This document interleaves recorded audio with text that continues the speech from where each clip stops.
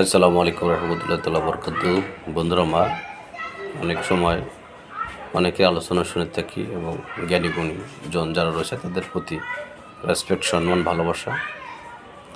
যারা জ্ঞানী গুণী তারা সুন্দর আলোচনা করবেন এবং নেতৃত্ব দিবেন ভালো দিক নিয়ে, এবং শিষ্যদেরকেও ভালো দিকই শিক্ষা দিবেন, যাতে শিষ্যরা ভবিষ্যতে পশুর ন্যায় না হয়, তাদের মধ্যে যেন ক্রোধের ভাব না থাকে, তাদের মধ্যে যেন পশুর একটা ভাব যেন না থাকে।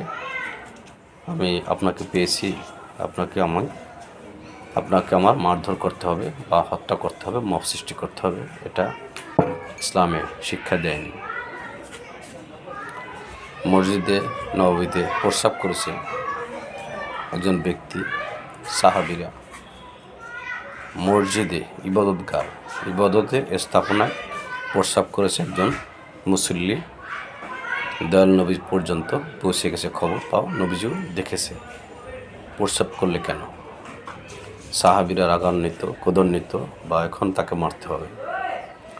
দয়াল নবী তাদেরকে থামিয়ে দিলেন, ওনার কাজ ওনাকে করতে দাও। মসজিদ প্রস্রাব দিয়ে ভরিয়ে দিলে, এক অংশ ভরে গেল।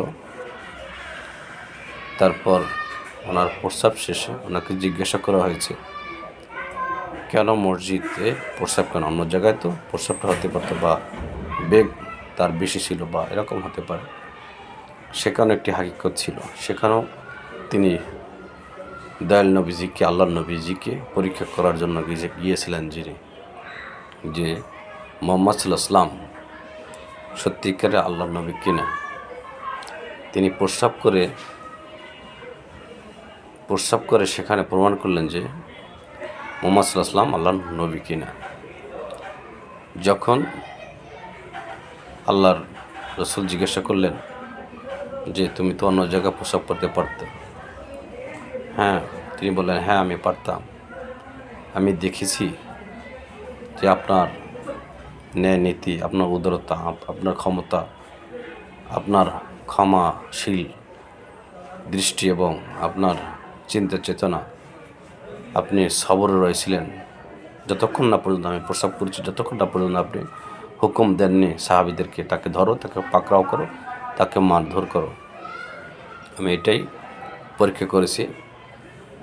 ইয়া রাসূলুল্লাহ, আমি ভুল করেছি, আমাকে কলেমা পড়িয়ে মুসলমান বানিয়ে দিন। বলে না সুবহানাল্লাহ, সুবহানাল্লাহ। এই হলো ইসলাম, ইসলামের আদর্শ, ইসলামের উদারতা, ইসলামের ক্ষমা, মহিমা। আরেকটি নজির বেলায়েতের সম্রাট যাকে বলা হয় আলী রাদিয়াল্লাহু তাআলা আনহু, যখন যুদ্ধ করতে করতে কাফেরকে একদম সন্নিকটে ফেলেন, নিচে ফেলে দিলেন, যখন হত্যা করবে, তখন আলী রাদিয়াল্লাহু তাআলা আনহুকে এই কাফের থুতু নিক্ষেপ করলেন। থুতু নিক্ষেপের পর আলী রাদিয়াল্লাহু তাআলা আনহু তাকে আর হত্যা করলেন না। সেখান থেকে তিনি উঠে গেলেন, তাকে ছেড়ে দিয়ে উঠে গেলেন। তখন ওই মুনাফিক, ওই কাফের জিজ্ঞাসা করলেন, হে হযরত আলী রাদিয়াল্লাহু তাআলা আনহু, হে আলী, কেন তুমি সুযোগ পেয়েও আমাকে হত্যা করলে না?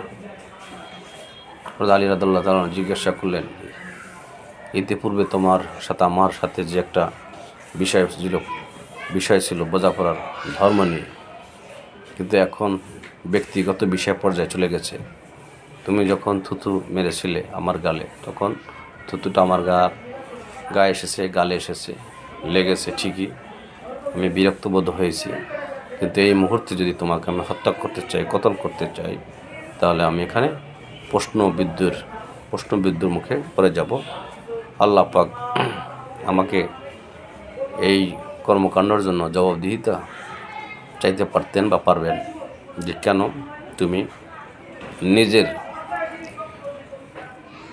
নিজের রাগ, ক্রোধ দমিয়ে রাখতে পারলে না, প্রশ্নবিদ্ধ হতো।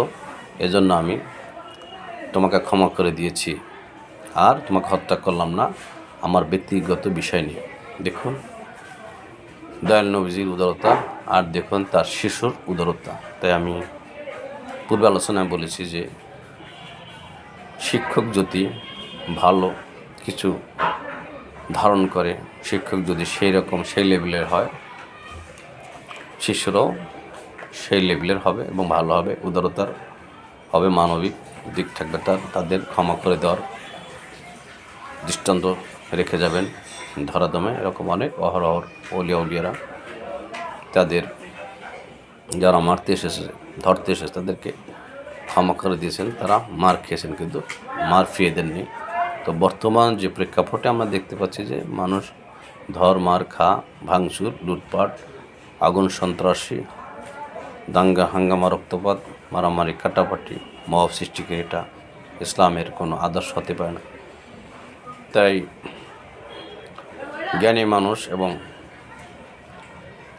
এই সমাজে যারা জ্ঞানী গুণীজন রয়েছেন তাদের প্রশ্ন, আপনাদের এই ভালো মন্দ কম্পেয়ার করে আপনাদেরকে এখনই সময় নিতে হবে কোন দলের আপনারা থাকবেন, কোন দিকে আপনারা যাবেন, আল্লাহ রসুলের দলে থাকবেন নাকি অন্যদিকে ঝুঁকবেন। সেই বিষয়ে সেই ভালো দিকটা আপনাদের মাঝেই প্রশ্ন রেখে আজকের মতো আলোচনা এখানে রেখে দিতে চাচ্ছি। সকলের ভালোর দিকটাই চাইব, সকলে ভালো থাকুন, সুস্থ থাকুন, আমার জন্য দোয়া করবেন। ভালোবাসা অবিরাম। ধন্যবাদ। আসসালামু আলাইকুম রহমতুল্লাহ তাআলা বরকাতুহু।